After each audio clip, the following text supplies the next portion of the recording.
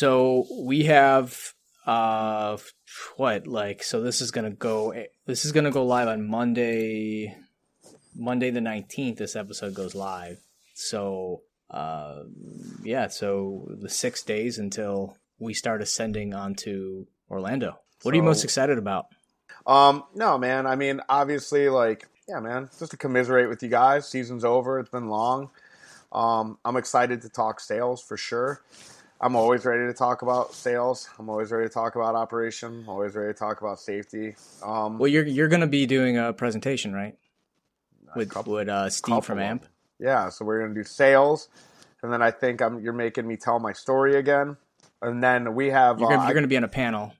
Yeah, and I'm going to be on a panel, and then I'm going to be busy. You're going to be talking a lot. Yay. And I'm most excited about the reveal that we're getting ready to. Oh yeah, you got a big reveal. Your coming out party. Funny. Yeah. Anyways, yeah. So Kevin's gonna be busy. We have some fun intros planned for everybody.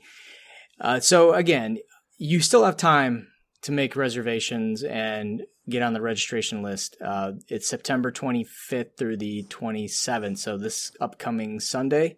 At the Rosen Plaza, plenty of rooms left. Please book through the Rosen Plaza.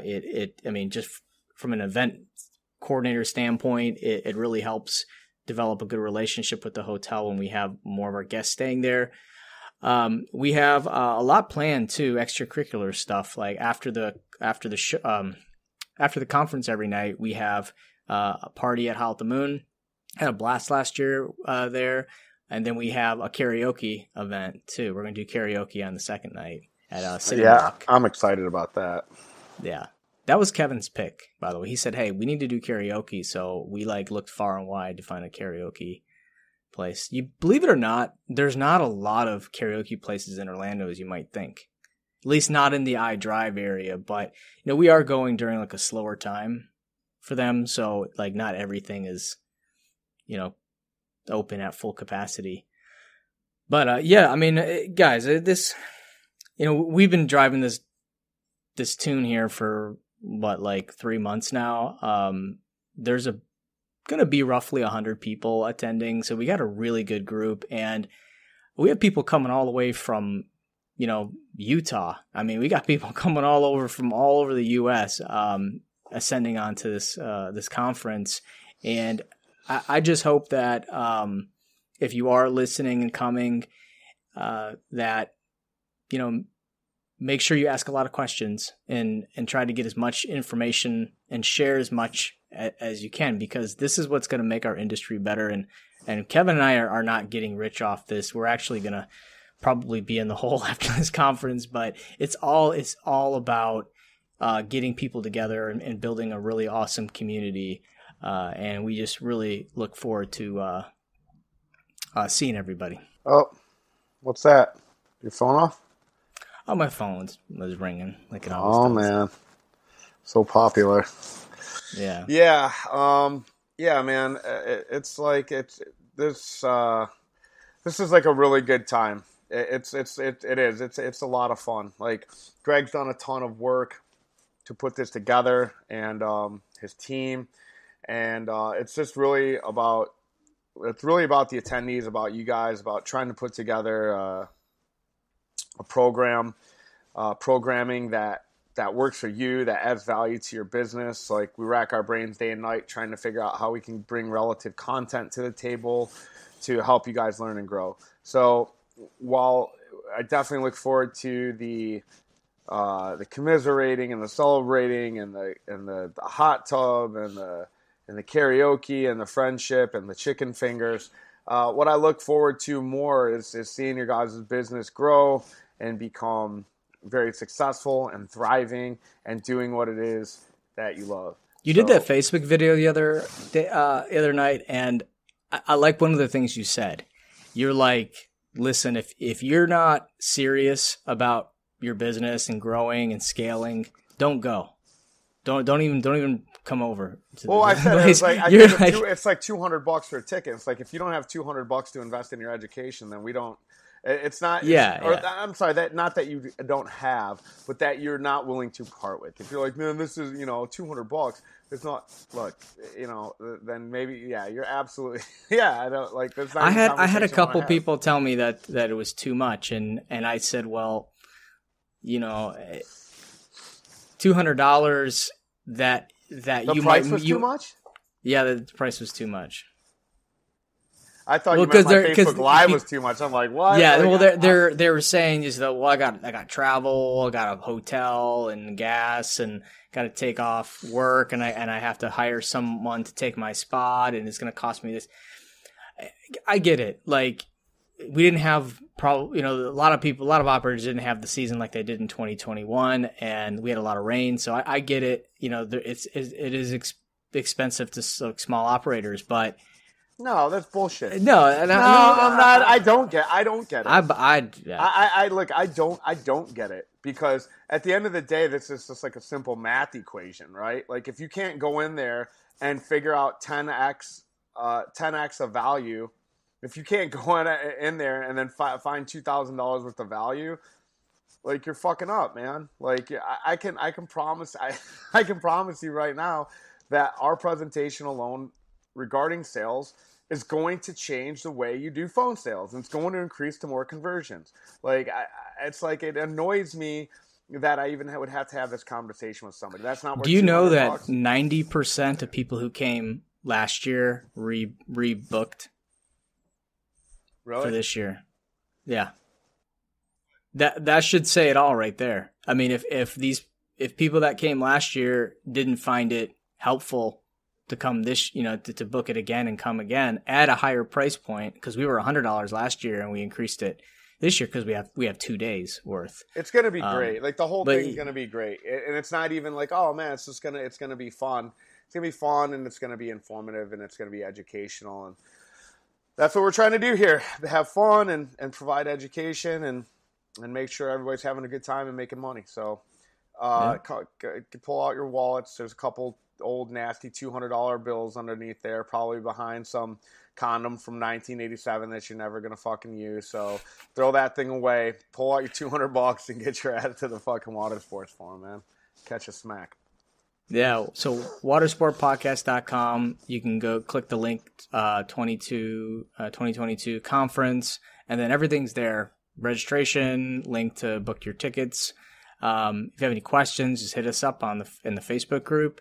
But we hope to have a big group. We hope to see everybody and have fun. So we won't kill you anymore with the conference talk. We hit you for like many months on it, but damn it, this is it. We want to see you. This is our big party, man. This is our big gala. This is our big party. Yeah, it is. Big day at the dance. The fucking you're the belle of the ball. All right, we'll see you guys in Orlando.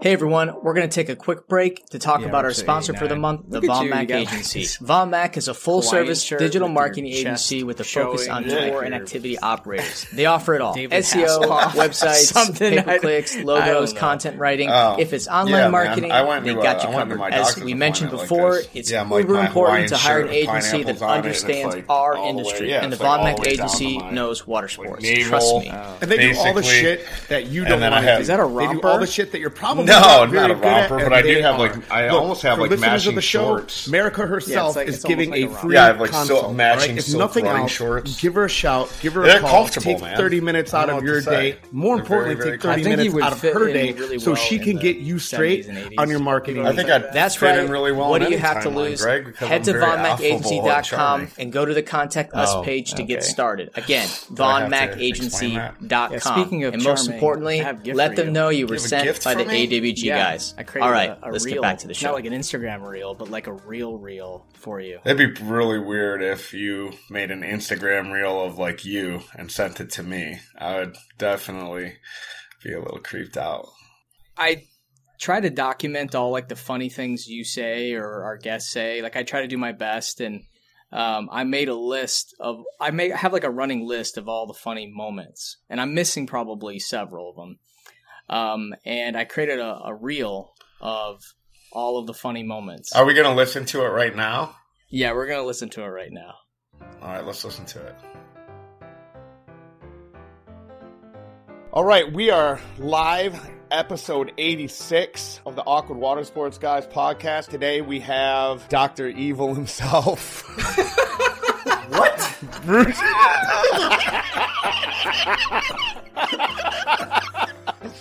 So when you guys were going through like the employee manifest, you were like, you know, you're like bucking your pirate cruise ship. You weren't like, wait a minute, who's this peg leg Pete? Seems like a real fucking liability on our hands. How did he lose that leg? I like great. Not any open litigation here. He was just. Yeah, pretty much. Any alliteration. If you guys have ideas, let me know. The cocaine cruise. Maybe not that one. One bump for dad. Jamie Stores from Chenmark. Ugh. What do you see as being... What do you think the best wired phone to use in my house is? What dial-up phone system do you guys use? Should I buy the Razor flip phone or a Nokia BlackBerry? Does Nokia even make a BlackBerry? I don't know.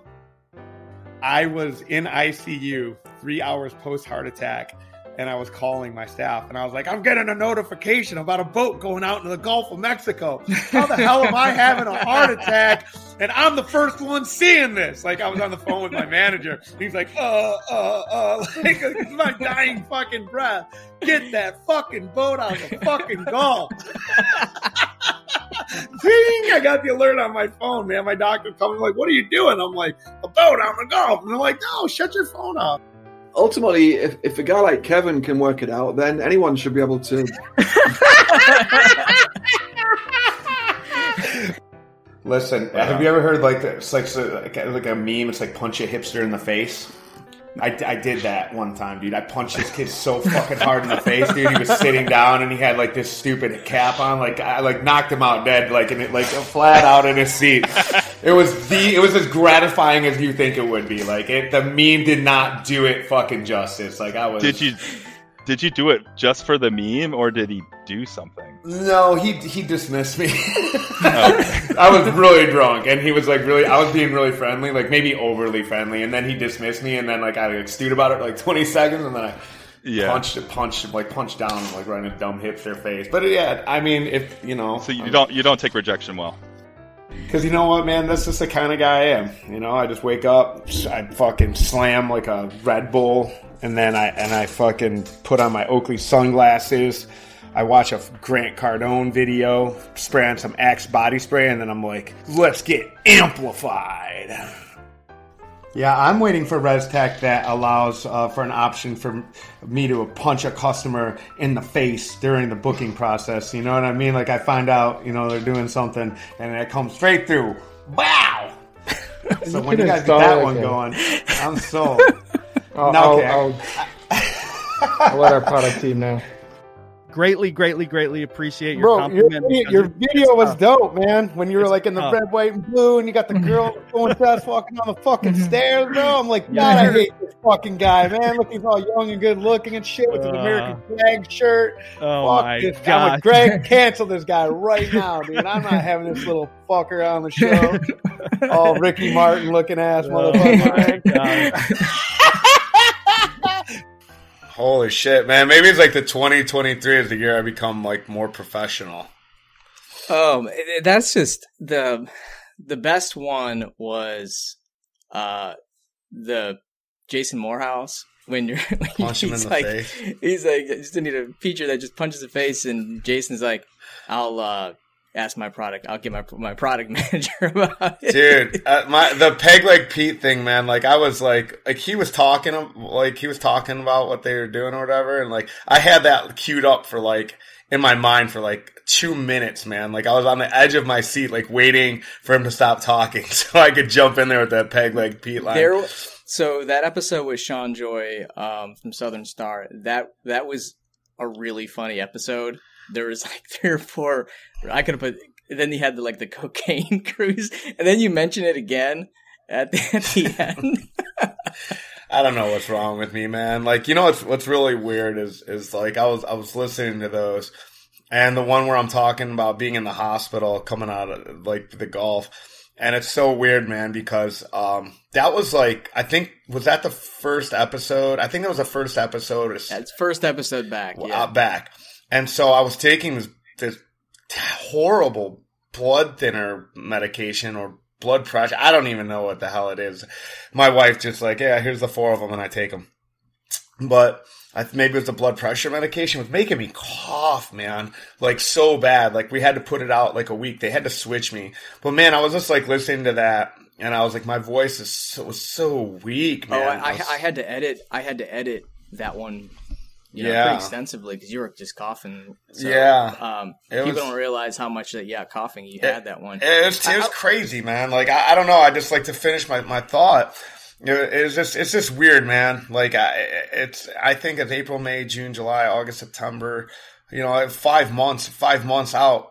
And it's just so weird to me still. Like, I feel so much better, man. I like, even looking at pictures, I like, my skin's better. Like, I feel so much better, but it was just, it was really weird to hear my voice at that point. Like, man, I really was weak, man. It's pretty crazy. Yeah, I want to give a shout out to everybody who's been on the show and just has been a good sport with, me? We're not for dealing with me. Yeah, dealing with you. Yeah, pretty much. But no, like everyone's so cool that comes on the show, and like Jason Morehouse, I don't think Jason really knew what he was walking into. Sure. And then I think he had a pretty good time on the show, and now I think our relationship is just it's special. Like we go to the rival conferences, and Jason and his team are awesome at Check Front. And, it's kind of funny how being yourself and a fun personality, like how important that is in business. So when you see Kevin and myself at a rival or a Watersport conference, you're not going to get someone who is not going to be the true Kevin and Greg. Like we're going to do things and be ourselves. And that's how we do business. Like that's how we develop relationships. And I know when you go to these things and when it's your first time, you have to fill out everybody. You don't just kind of jump in and start acting like, like you've been there forever, but, really be who you are and find, find that spark, because if you act different and you're not who you are, like it's pretty obvious. Yeah, man. I like, sometimes I think you said like that. Somebody had called and was like worried I was doing like an accent or something like that, and I think they were like it was like an offhanded comment, and you were like, they were like, oh, doesn't that worry you? Like, and I think the thing is like, first of all, I'm 43 years old, so like times have changed a lot in the last 20 years, man, and obviously, I'm in business. I don't drive a boat anymore. I'm not at happy hour getting fucking wasted like I'm a kid. And there is a certain professionalism you have to adhere to in the conferences, just in business in general. But however, I will say that I think really it's really important, and there's a lot of guys who sort of brought the blue collar aesthetic into the pod sphere and content in general. Gary V, Andy Frisella was another one, and even like Tim Ferriss, right? Tim Ferriss does a business. He's been doing business podcasts before anybody. He was an early adopter in Twitter, an early adopter in Facebook, and he openly talks about doing psychedelics. This is not right, or like Elon Musk smokes a joint on the Joe Rogan show. Like times are changing, and so and that's just everywhere, right? That's not even as insofar as like how we joke around or how I talk shit or something like that, or swearing. Like, because in one breath, sure, it might seem offensive to somebody, but in the same breath, like talking about Elon Musk smoking weed, which is like an illegal substance, and I'm not even sure if it's illegal in Texas.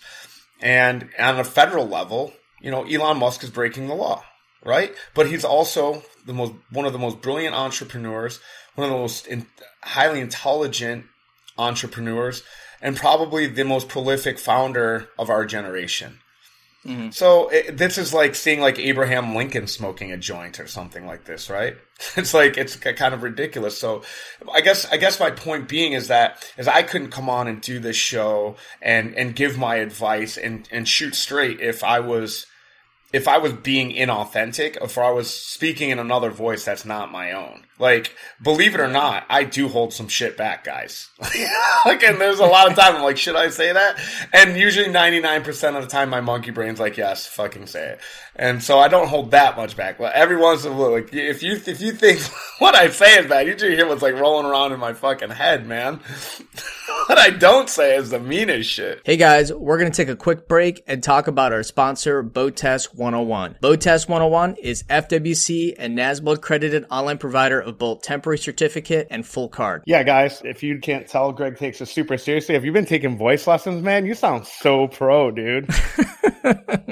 So yeah, Destiny Water Adventures uses Boat Test 101. When somebody shows up super late and they go, hey, or just on time for their tour, their jet ski or their boat, and they're like, we have to take a boat test. And then we have to break out the paper and they have to sit there for 30 minutes. They miss half their time. They get late. You get bad reviews. When you guys can just SMS text them a link, email them to your Boat Test 101 affiliate link. They take the test online on their way there. They don't have to sit out in the hot sun. They take the test on their way or before they get there. They email you their ID and their boat test. They're good to go right when they walk up to the door. They sign your paperwork and on the water they go. It's easy breezy. They pay an industry-leading commission of 30%, and their boating tests are $1 cheaper than the competitors at $8.99 a test. No contract to you, and there's no cost. So you can get started right away and start making some money and providing a better experience for your guests. BoatTest101.com. Again, BoatTest101.com, and tell them that the AWG guys sent you. That's right. Take your boating test as serious as Greg took this commercial and get your asses over to BoatTest101.com and sign up today. All right, let's get back to the show. You know,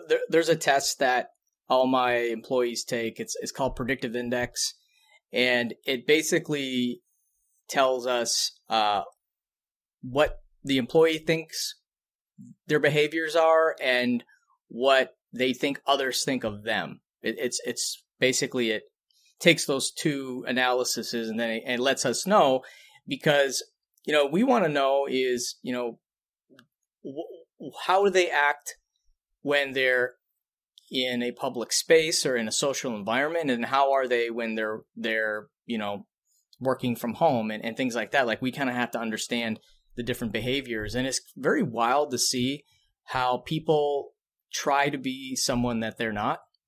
They try very, very hard. And, you know, John, we did an episode with John Hall a long time ago, and John's the one that kind of got me on the Predictive Index.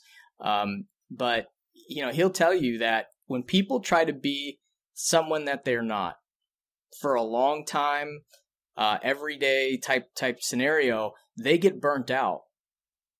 They cannot perform at a high level being someone that they're not from a personality perspective. What's the weirdest thing you've ever had? Like, you had to can an employee. You had to have an employee that did something fucking weird that pissed like the smile's coming up, that pissed off a partner or pissed off a customer, and you're like, yeah, no, you gotta go, man. I think the best story was I had an employee that would look at porn during business hours, like when in the office with us, and I didn't know how the extent of it, but apparently like another employee walked by and saw his screen, and I'm like, okay. So I took him into the office and I told him that I'm aware of, because I just lied to him. I said, hey, I know how much you've watched because I've seen, or the Wi-Fi, I see it through the Wi-Fi router. And I said, can you tell me how much porno you've watched and what you've done? He said, and I'm like, I'm just letting you know, I already can look online and I can see all this. So at that point, the guy just spills everything. And not only was he looking at porn, but he was hiring escorts as well. So wait. So wait. Hold on. Back up. What do you mean hiring escorts? He was going to those like creepy like escort websites, and he was book, like reserving escorts. Like he was like booking them online.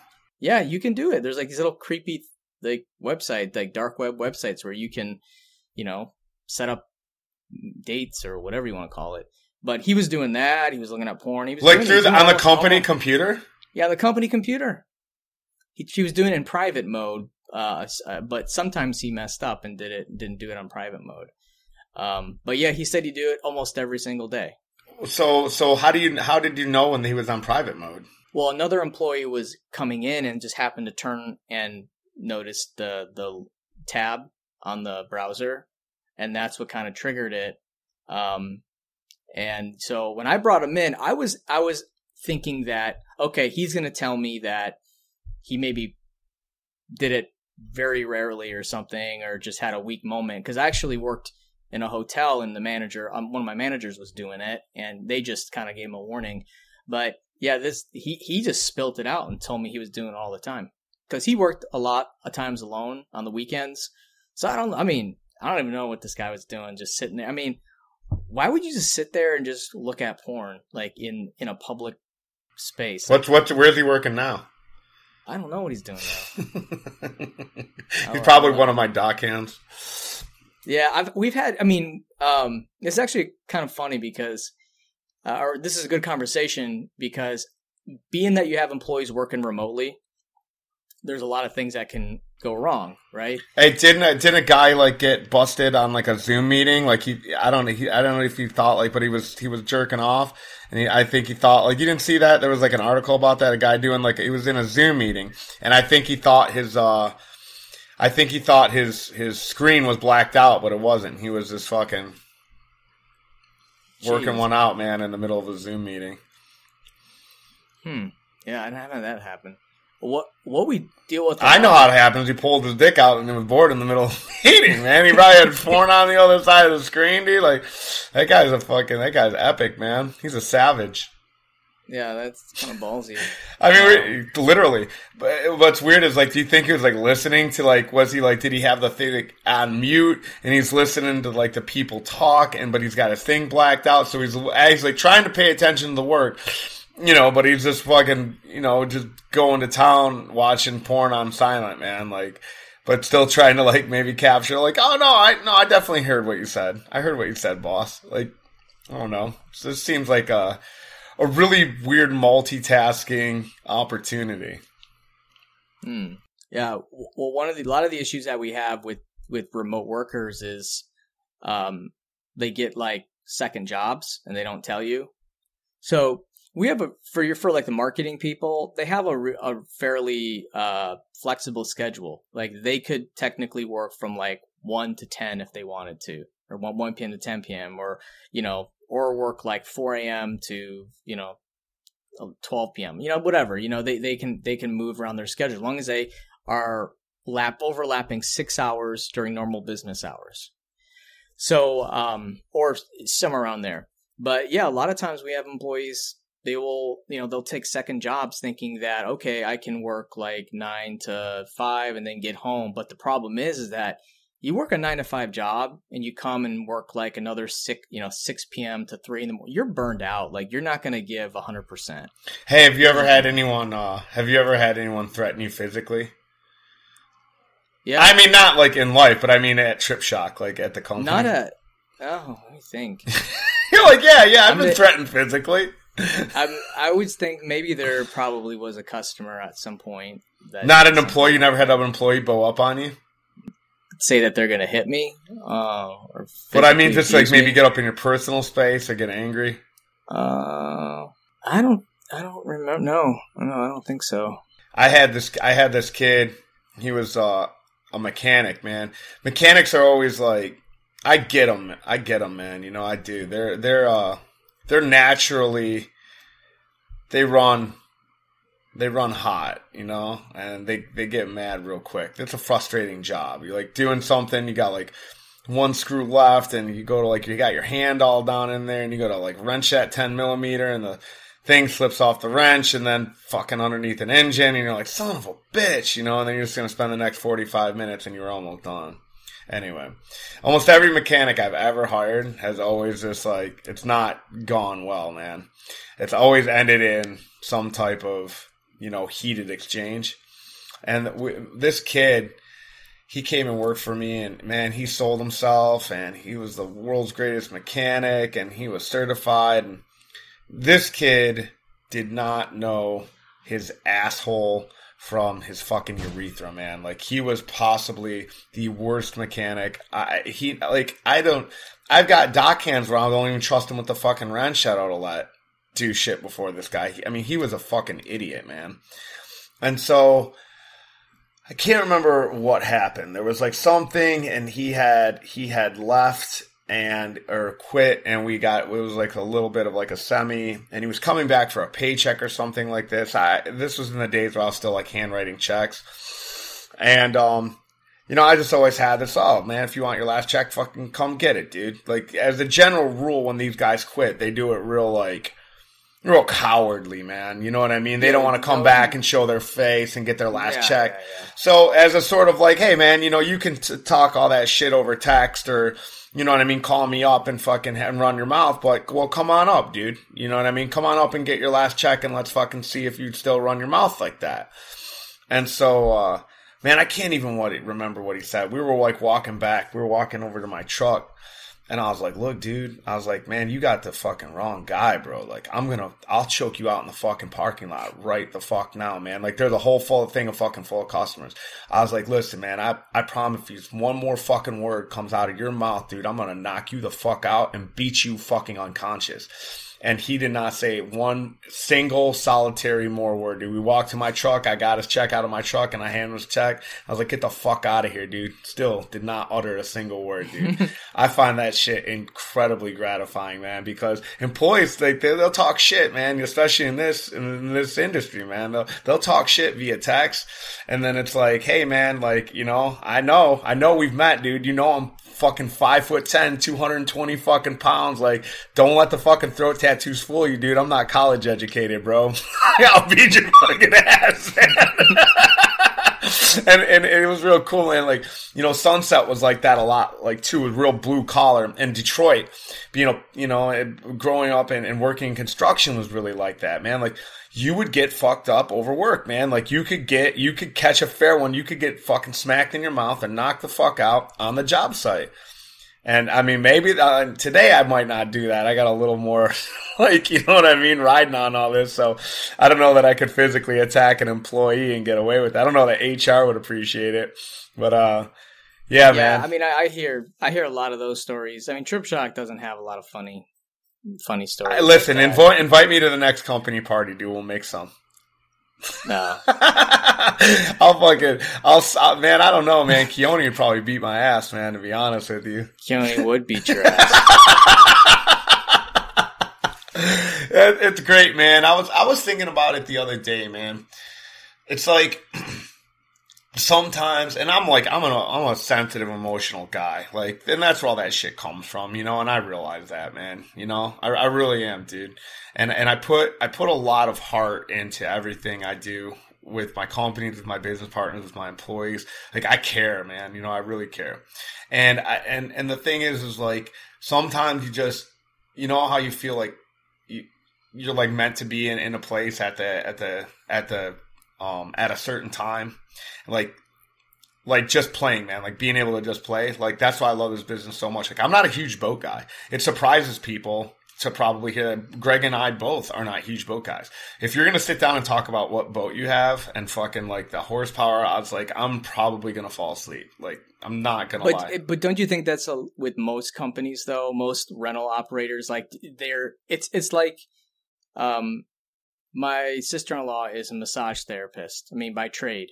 And I asked my brother one time, I'm like, it must be nice having a wife that's, a massage therapist. Yeah. And he's like, you fucking kidding me? I don't think I've got one massage from her. Yeah. It's like, do they really want to come home and talk about, their clients and continue to do massages and stuff? Like, no, they don't. Even like my good friend Noah, he's a magician. And when he gets done doing his shows, he doesn't want to be fucking doing magic tricks at restaurants and shit. He doesn't go home and fucking like come out. You don't think he like fucking pulls the towel off in front of his wife. He's like, surprise! Like dick's hanging out. No, but I mean, but I'd be pulling that magician shit everywhere. No, I will say though, like I still get excited. Like I'll leave work, but I still want to have a conversation about like SEO and Google and some aspects of my business. But I don't really care much to talk about. I don't even own a boat. Like I don't want to come home and talk about like horsepower and boats and shit like that. Like I don't. Like now I'm part of like a couple boating Facebook groups, and these guys are just obsessed with it. Like that just doesn't excite me. Like to me, what excites me is my hobbies, like investing and the sports that I watch. Like I have my hobbies, but like I love the marketing aspect, and I love the industry, the boating industry. Like I think it's fun and it's rewarding. And I like a lot of the people that I'm part of. Like it's the culture that I like, not so much that the activity itself. Does that make sense? Yeah, man. And I mean, I run into a fair share of guys who got into this business because, man, they just thought it seemed like really great. They were like, man, I want to get in. I love boating. I love being on the boats. I mean, my buddy Mike, who owns Pink Pontoons here, you're going to catch him and his wife every weekend at Crab on a pontoon boat. Like, fucking God bless their heart. But he started this business because his main business when he first started, his main business before he got started in boats was like heavy machinery, cement work, like, real ball busting, like hard work, man. But coming from that background, it's what I was going to say is like, I was so fortunate to go from like working in the Union Hall in Detroit and working in like the commercial building industry, because I had that blue collar background and I had that work ethic that made it really made me a standout in our company, because a lot of these were just young kids that got started like working beaches or whatever. And then there was the selling aspect of it, of me making my money every day and having a good personality. Then there was me showing people a good time and being entertaining. And I made my money that way when I drove the boats. Mm-hmm. And it sort of culminated in all of these different aspects of things that I like to do that make me love this so much. So what I meant at the beginning of this was I was thinking like not just how lucky I am to be doing what I'm doing, but how lucky I am to find what I'm really good at. And so again, I do know guys that are like out there on the weekends or on jet skis. They wrench on jet skis. I know a guy in Miami who, he loves being out there and doing boat stuff and recreational boating on the water, and that's fantastic. But the things I've all been able to draw from that made me like a water sport entrepreneur, and what make me feel like I'm at least semi decent at it, is that all these things that sort of make up the industry are things that I happen to really, really enjoy. Like I love training, I love teaching, I love selling, I love marketing, I love commiserating, I love team building. I love all those things, and I like doing it in an environment where like the hand tattoos are not the exception, they're the rule. So it's like if I walk into with a bunch of sailors and captains and guys on the at the bar or whatever, like I'm going to fit right in there with those guys. Like I'm one of those guys. But then I also get to talk with really smart people like you and like Steve, like Douglas and all these other minds and these really great business people that I'm able to just learn. I'm able to learn from. And that's another huge passion of mine, is learning. And in business, like, man, it is, holy moly, I feel like it's 90%. It's 90% learning. And I think the vibe is really good in the industry. Like our segment of the industry, the vibe is really good. And I'm not going to like put down like the walking tours or the air tour people, like helicopter air flights or the bus tour folks. Like I'm sure within certain circles of those groups, there's probably a really great group that, people can speak very highly of. But just my relationships, like we're going to make a big announcement at the Watersport conference and also arrival of some of our rebranding and our new direction. And a lot of it has to do with like where, our employees feel most comfortable with, like what parts of the industry that we like the best and where we perform the best for our partners. And that has a lot to do with, the boating industry. So, I don't know, like it's a very good vibe. And I don't know, like I love, like, I don't, it's kind of silly, but I kind of like marketing a product that is kind of fun to look at. Like, imagine if like I marketed for dentists. Wouldn't that be kind of lame to like see pictures of scalpels and people's mouths and gums and shit like that all day? Well, Mark Cuban has a great line, man. He said, he's always said, like, what's the best piece of advice you can give? And he's like, sell something that people want, not that they need. It's true, man. It's so much easier to sell a jet ski ride too. You know what I mean? Like somebody calls up, it's just like, and I think that's where some of like a little bit of the lackadaisical attitude sometimes comes from some of our industry, because it's like when somebody calls, there's no push. There's no hard sell. There's no like, I better get this now. Time's running out. There's like, nope. There's 10 other people that fucking want a jet ski. Now, that's not how I do shit. When my phone rings, I'm like, I'm like a dog with a bone, man. You know what I mean? You better get that shit, But a lot of people are just sort of like, I hear it all the time, man. It's a $69 jet ski. It's a $99 parasail. Who fucking cares, man? What's the difference? I got a question for you. If you didn't do parasailing or boating or, this industry as a whole, like, where do you think you would have ended up? Prison. No, man. Seriousness, like where do you envision, like where would have Kevin? What direction would you think you would have gone? Yeah, man. So, I would probably just still be working in construction. I probably would have just like let my dream die on the vine, man. Like after I stopped playing music, I just kind of really got defeatist, man. And I was I just went back to Michigan to help my partner, and we were talking about it there.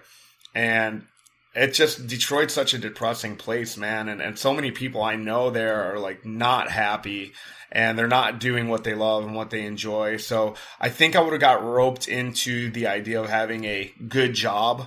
Like, this is like what so many middle class, lower middle class, obviously impoverished people are told is to, get a good job and work that job for 40 years, buy a house. And my parents preached that, and I really wasn't with it for a long time. I was going to college at night for writing. But then when the band thing stopped and I stopped playing music, I sort of lost that creative outlet, and I just went to working my 9 to 5 and working 40 hours a week. So I definitely would not be here, man. That's for certain. I would not have the experiences and the life and the journey that I've been on. Like, man, I would definitely not be this guy. Do you think that getting out of Detroit was one of the better decisions you made in your life? The best. It was the best decision I've ever made in my life, man. A lot of people that I talk to, they will tell you the same exact thing, that if they stayed in their hometown, that, they probably wouldn't have achieved as much as they have. And I don't want to say that because a lot of people have been successful staying in their hometown, but growing up in Destin and staying here is a lot different than growing up in Detroit and staying there. Like, there is a lot of opportunity here because there's so much money. A lot of money comes through, these parts of Florida. Yeah, we talked to. I had an interesting thought about that while I was there, and I think it's because the large number of impoverished people that are there, the poverty level in Detroit, I mean, as it were. There's just, even when you start to get on the outskirts, north of 8 Mile, south of 8 Mile, when you look at Redford, when you look at Warren, when you look at Roseville, when you look at all the neighboring. It's just, unfortunately, the industry, sort of that power that was the vehicle for all of the success and prosperity in Detroit, it went away when the automotive industry started moving out of there. So, and even like a lot of the upper level positions, people can work remotely or work outside. I just noticed that even we were 20 miles outside of Detroit, and when I was even in the Walmart, I could just notice the sense of like there was like a super hammered person walking through the aisles drunk. There was police and an ambulance when I came out into the parking lot. And I think that because Michigan, and I don't know if Michigan's one of the poorer states or not, I could be 100% wrong, but I know that Detroit is extremely impoverished. And I believe that there is a mentality that's pervasive there that's not very pro-business, that's not very focused on financial literacy, that's more about community activism. Not that there's anything wrong with that, but unfortunately, I feel as though like communities that are more pro business are going to have higher success rates across the board, healthier, happier, because that's just the way things are. I was 17 when my dad moved our family down to Destin from outside Detroit, and I will say, Walled Lake. Oh yeah, yeah. Walled Lake was actually a pretty nice suburb.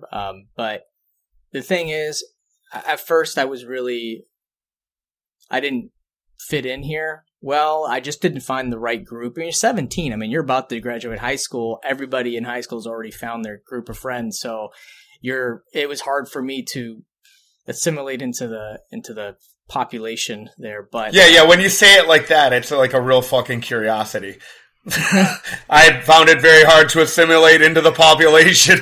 Fucking hell, so you didn't fit in real well, huh? Surprising, Greg. No. I did not fit in well at all. So I started college early, but I will say though, looking back at it, my dad made a really good decision. Because I think if I stayed in Michigan, I wouldn't have accomplished as much as I have, because the opportunity just really isn't there. As it is down here. I feel like no matter what, you would have ended up a tech CEO. You're like 100% the paradigm, man. Like I would have done something. I mightn't have been if I stayed up there. I probably would have done something, maybe not hospitality related, because there's no hospitality in Detroit? Oh shit, man. It's like Detroit versus everybody. It's a fucking slogan, man. There's casinos and there's casinos, and that's about it. Yeah. Not a lot of people know that Detroit has like 4 casinos. They know they have a lot of crippling depression and homicide. That's usually what Detroit's well known for, not their dazzling nightlife. And I got a great idea. Let's put 4 casinos into the most impoverished place. I guarantee like 99% of the welfare checks go to those casinos.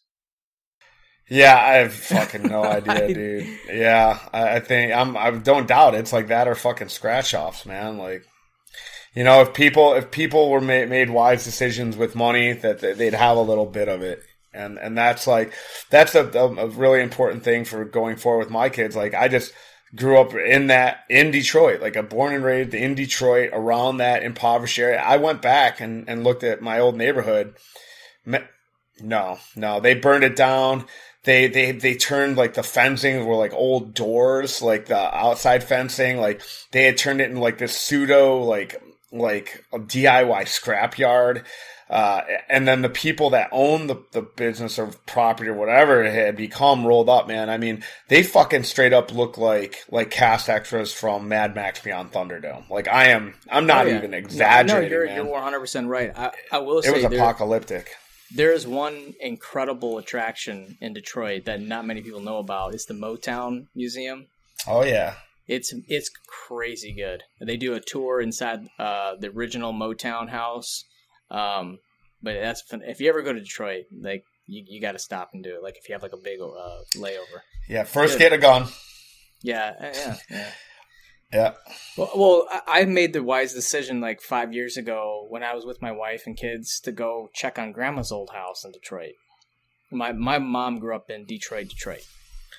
And we drove to see Grandma's old house. And where at? What roads?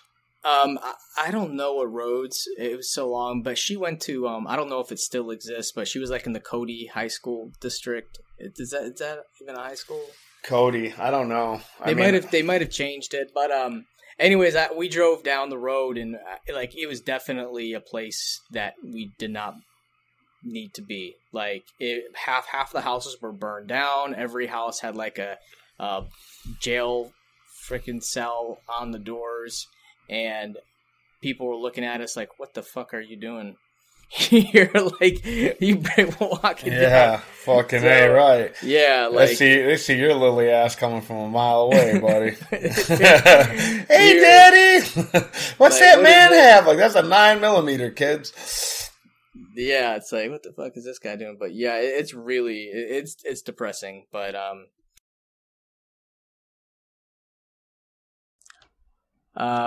okay, so my internet just went out, and we're back to kind of put a button on this conversation. We're talking about Michigan and successful people and people getting the hell out of there and sort of getting out of the winter, the long winter. I think kind of like our message was like you and I both have similar stories of how we feel like if we didn't leave Michigan and experience something different and kind of put ourselves in, a different situation that made us work a little harder and strive and find out who we are. I think that made us stronger that we left. Maybe, I don't know. Listen, man, my buddy, he fucking so when your internet went down, I went out and made a cup of coffee, and he sent me a video message, and in that video message was like him sitting by his pool, and he got a monkey.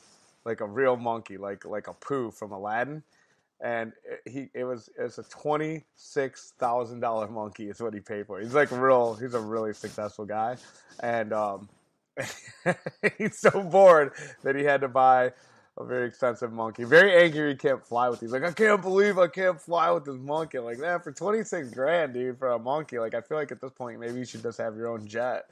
And then you can fly with your monkey wherever you want. See, man, it's got like a little diaper on. I'm like, Jesus Christ, dude. How bored must you be that you like need a monkey? You know how many dogs you could get for $26,000? You could get like a whole fucking, I don't know, a stable of dogs. I can barely handle one dog, let alone. Yeah, just give me the let cash. alone a dog and a monkey. A dog. Yeah, and a monkey. yeah. So I guess like the long story, I don't know. We got in this whole like, where would you be if you weren't, if you weren't here? And I guess I didn't ask that of you, man. Like, where do you think you would be? I know we're almost at the end, but I think I was telling you I probably would be doing. I mean, I've always had it ever since I was a kid. I've always been a leader, and I've always had ideas, and I had like an entrepreneurial, spirit back even when I was a kid. So I would be doing something. I would be owning a company, a business, some kind. But I'm glad that I moved to Florida and had about the opportunities I did have here. Because honestly, I think Florida is there's just so much. I mean, you got tourism in Michigan. Like, there's very little industry there. The auto industry is not around much. I mean, what is there in Michigan? It's like grocery stores, malls, doctors, lawyers, just the same. Like in Florida, you have all that, plus you have tourism, and you have the ocean. There's just these natural resources. There's just so much opportunity. There's so many directions you can go, and then you got tons of people coming here every year spending money. Where in Michigan, people aren't coming there and spending money. So, I'm glad you're here. I'm glad I'm here. I'm glad everybody else that's listening to this show, you guys are at where you're at. I'm assuming that you're just not some like random ass person like listening to Watersports Business Talk Show. But so I'm assuming you're either on your boat, you're in the yard, you're on your way to work, you're on your way home. And I'm glad you guys are where you're at. I'm glad where we're at. And I hope to see all of you guys at the end of September. So, man, we can just hang out and enjoy another great 2022 season. Talk shop, learn together, break some bread together, and sing together. Because I love karaoke. And I really hope to see you guys soon. And, man, Greg, unless that's it, I think that's a wrap. That's it. As always, keep it awkward. Do it.